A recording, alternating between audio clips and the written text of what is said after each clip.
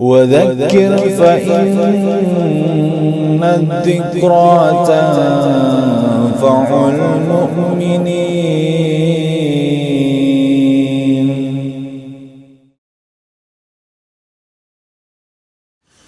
Bismillah wassalatu wassalamu ala rasulillah sallallahu alaihi wasallam. Ayyuhal ikhwanu fiddin rahimani wa rahimakumullah. Sebagaimana sudah kita ketahui, sebagai seorang muslim yang baik, kita diperintahkan, diwajibkan oleh Allah Subhanahu wa taala dan juga oleh Rasulullah sallallahu alaihi wasallam untuk beribadah kepada Allah Subhanahu wa taala, dan kita juga dilarang dari mempersekutukannya. Kemudian juga Allah Subhanahu wa ta'ala dan juga Rasulullah memerintahkan kepada kita agar kita senantiasa mencintai Rasulullah, taat kepada beliau terhadap segala perintah-perintahnya. Dan juga di samping itu kita diperintahkan oleh Allah Subhanahu wa ta'ala dan juga oleh Rasulullah SAW agar kita berbakti dan berbuat baik kepada kedua orang tua kita, dan kita dilarang untuk mendurhakai keduanya.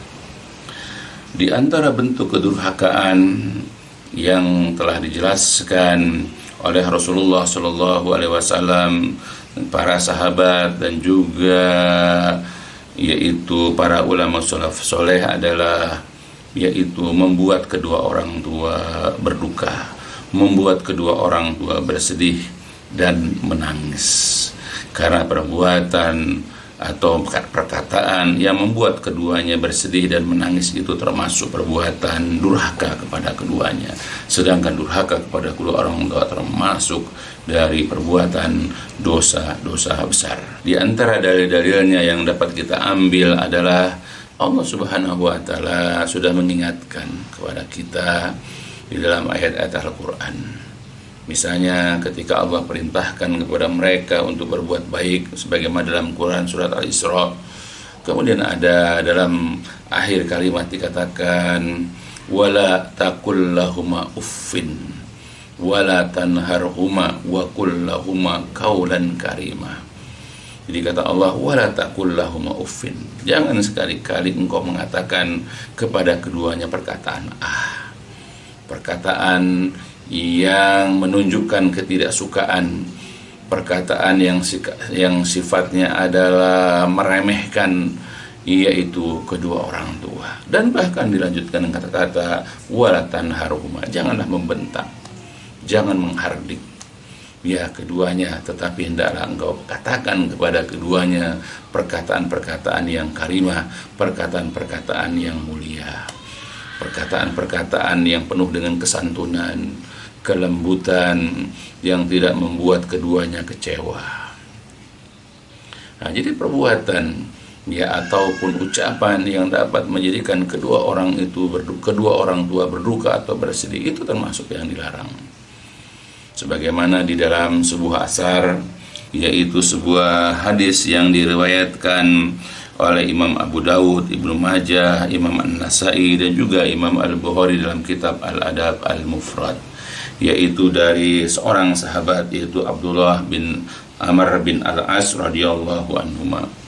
Ia berkata atau bercerita, yaitu kata beliau pernah datang kepada Rasulullah sallallahu alaihi wasallam seorang lelaki, lalu orang itu berkata, "Ya Rasulullah, aku datang kepadamu ya untuk berbaiat, untuk berjanji setia kepadamu dalam rangka berhijrah." Ya, kemudian dia menjelaskan, ya waktu dia pergi kepada Rasulullah untuk berbaiat hijrah, ya ada kejadian di rumahnya, yaitu dia pergi itu meninggalkan kedua orang tuanya untuk baiat hijrah itu. Ya, dia mengatakan, aku tinggalkan kedua orang tuaku dalam keadaan menangis. Ya mungkin karena orang tuanya belum siap ditinggalkan oleh anaknya yang berhijrah. Nah, apa reaksi, apa komen daripada Rasulullah ketika ada seorang anak untuk niatnya berhijrah, tapi efeknya membuat kedua orang tuanya menangis. Lalu kemudian beliau berkata, irji' ilaihima, kembalilah kamu kepada keduanya.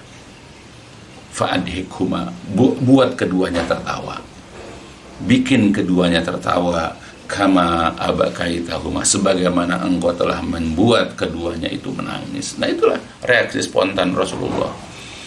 Rasulullah menyuruh anak itu kembali, bagaimana ya supaya kedua anaknya itu membuat kedua orang tuanya tersenyum kembali, tertawa kembali, ya setelah membuat keduanya menangis.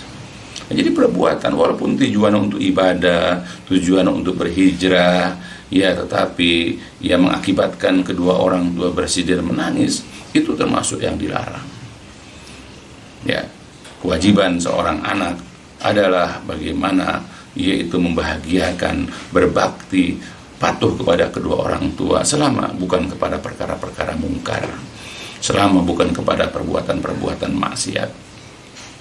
Nah, bagaimana dengan anak-anak sekarang yang dengan mudahnya berkelakuan, yang dengan mudahnya bersikap, berucap dengan suatu perbuatan, perilaku ataupun perkataan-perkataan yang menyinggung ia kedua orang tuanya atau salah satunya, kemudian membuat keduanya atau salah satunya bersedih dan bahkan menangis. Ya, ini adalah suatu pemandangan, suatu fenomena yang ya mudah kita lihat sekarang. Banyak anak-anak dengan seenaknya mereka berkata, seenaknya mereka bersikap, lalu kedua orang tuanya atau salah satu di antara keduanya bersedih. Ya, kemudian menangis. Walaupun mereka sanggup menyembunyikan ya kesedihan ataupun tangisannya, bukan berarti dengan ucapan itu menjadi benar. Karena jelas tadi dalam ayat Quran, wala taqul lahum uffin, jangan mengatakan ah. Jadi mengatakan ah saja, bentuk penolakan, bentuk peremehan, ya bentuk mencemooh orang tua saja nggak boleh. Apalagi lebih daripada itu. Bahkan kata lagi, wala tanharuma, jangan kau menghardik keduanya.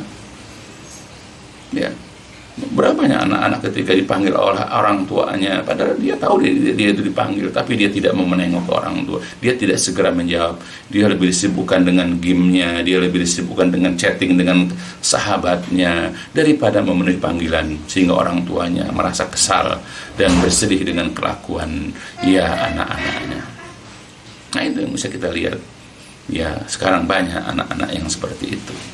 Begitu juga dalam sebuah asar yang diriwayatkan dalam kitab Al-Adab Al-Mufrad, yaitu susunan ya Imam Al-Bukhari rahimahullah, ya diriwayatkan dari Abdullah ya bin Umar radhiyallahu anhuma, ketika beliau menjelaskan tentang jenis-jenis dari perbuatan dosa besar, apakah itu perbuatan syirik, apakah itu membunuh jiwa, apakah itu lari dari peperangan, ya, kemudian menuduh wanita baik-baik berbuat maksiat, ya, sebagaimana yang ditanyakan oleh salah seorang yang bernama Taisalah bin Mayyash.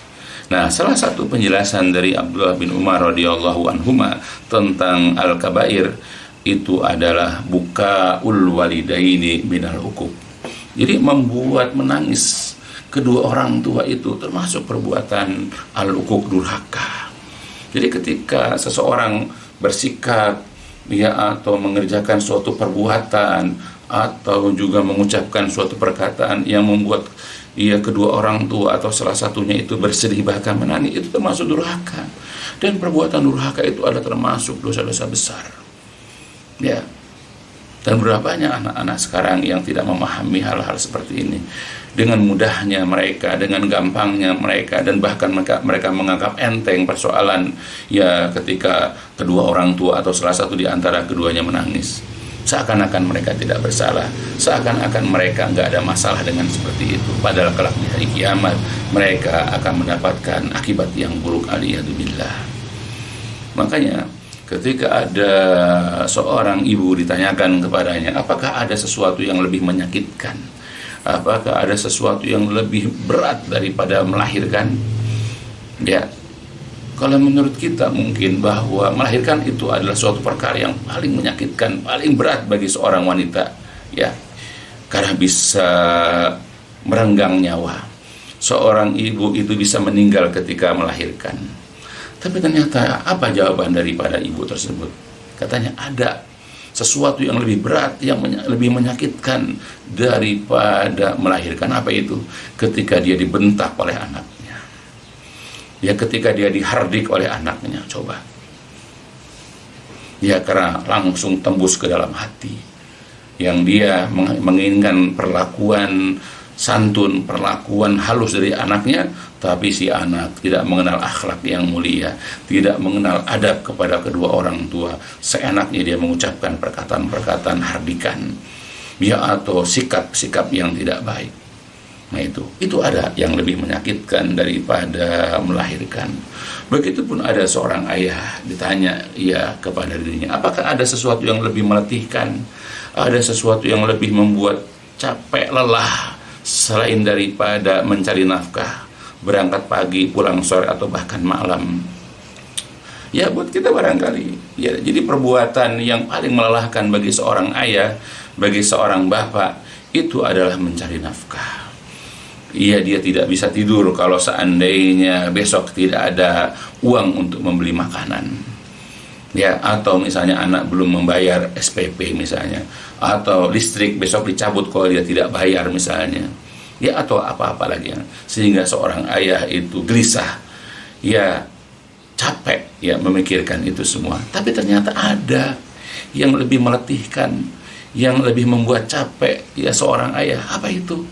Yaitu ketika dia memerintahkan, menyuruh anaknya untuk mengerjakan sholat, tetapi anaknya masih tiduran saja, tidak bergegas untuk mengerjakan sholat. Ya, sehingga seorang ayah terkadang capek saya nyuruh anak saya. Nah seperti itu. Atau mungkin ketika seorang ayah itu menyuruh anak gadisnya untuk menutup aurat. Ya, karena anak gadisnya keluar rumah terkadang tidak ya mengenakan pakaian muslimah, tidak menutup aurat dengan jilbab misalnya. Ya, atau terkadang sekali-sekali aja dipakainya. Ya, atau kalau pakai juga tapi tidak dengan cara yang rapi, masih menampakkan aurat-auratnya. Ya, dan dia memerintahkan anaknya itu seperti itu, tapi anaknya tidak menggubrisnya. Ya, mengabaikan ya perintah daripada orang tuanya, sehingga seorang ayah kadang mengatakan, saya sudah capek menyuruh anak saya untuk menutup aurat. Ternyata ada yang lebih melelahkan dari mencari nafkah. Ya, itu tadi memerintahkan kebaikan kepada anaknya, atau mungkin juga kebalikannya, melarang anak-anaknya dari keburukan. Anaknya asik bermain game, dilarang. Ya, artinya membatasi waktu. Ya, jangan menjadi kecanduan dalam bermain game. Jangan kecanduan bermain sepak bola atau menonton bola atau apa sajalah dari keburukan-keburukan. Tetapi anaknya masih saja berkutat dengan hal-hal tersebut. Nah itu terkadang orang tua merasa capek memerintah dan melarang. Nah, apa anak-anak tidak memikirkan perasaan orang tua? Ya, mungkin tanpa diketahui oleh anaknya, barangkali ayah dan ibunya itu menangis, sedih dengan kelakuan anak-anaknya. Dia memohon kepada Allah, dia meminta kepada Allah agar anaknya menjadi qurratu a'yun, tapi belum kunjung tiba penyejuk mata tersebut. Ya, dia sabar mendidik anak-anaknya, dia sabar berdoa kepada Allah, tetapi Allah barangkali belum mengabulkannya. Dia tetap berharap anak-anak itu menjadi anak-anak yang soleh dan soleha. Nah itu yang bisa kita lihat, fenomena. Ya, ini adalah pemandangan yang bisa kita lihat dalam kehidupan kita sehari-hari. Dan bahkan bukan hanya itu, bukan hanya anak tidak mau melaksanakan perintah anjuran orang tuanya, tidak hanya sekedar meninggalkan apa yang tidak dikehendaki oleh orang tuanya, tapi terkadang yang lebih buruk adalah yaitu dengan mengucapkan perkataan atau bersikap dengan suatu sikap yang menyakitkan kedua orang tuanya, sehingga orang tuanya itu bersedih, berduka, dan bahkan menangis.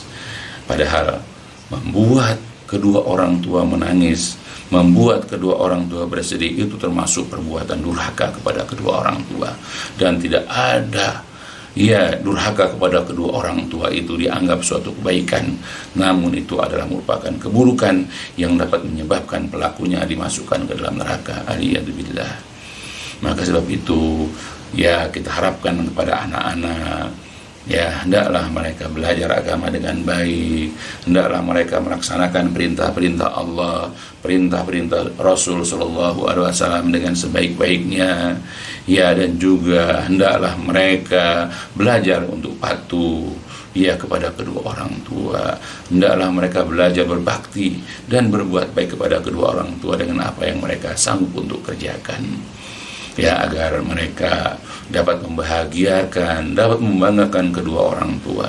Karena tidak ada yang membahagiakan dan membanggakan orang tua kecuali memiliki anak-anak yang soleh dan soleha, yang senantiasa ya mendoakan kedua orang tua, yang berbakti dan berbuat baik kepada kedua orang tua sebaik-baiknya. Ya, mudah-mudahan dengan dijelaskan hal-hal yang seperti ini, ya kita menjadi atau kita memiliki anak-anak yang soleh dan soleha, yang mereka itu dapat bersikap, dapat berkata ya kepada orang tua masing-masing dengan sikap dan perkataan yang baik, yang menyenangkan, yang membahagiakan dan menyejukkan mata kedua orang tua. Dan mudah-mudahan mereka berusaha menjauh dari sifat-sifat buruk, apakah dengan perkataan-perkataan atau dengan perbuatan-perbuatan atau sikap-sikap yang buruk yang menjatuhkan mereka ke dalam perbuatan dosa besar yang merupakan larangan dari Allah ya Subhanahu wa taala, dan juga oleh Rasulullah Shallallahu Alaihi Wasallam. Ya, mudah-mudahan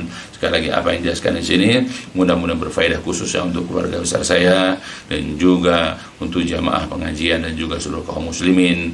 Hendaklah kita berusaha menunaikan kewajiban kita sebaik-baiknya sebagai seorang anak ya kepada kedua orang tua, atau kita sebagai orang tua hendaklah mendidik anak kita sebaik-baiknya dan berdoa kepada Allah agar anak-anak kita menjadi anak-anak yang soleh dan soleha ya, dan mereka itu dapat menjaga perasaan kita, yang dapat membahagiakan dan membanggakan kita sebagai orang tua ya di sisi Allah Azza wa Jalla kelak.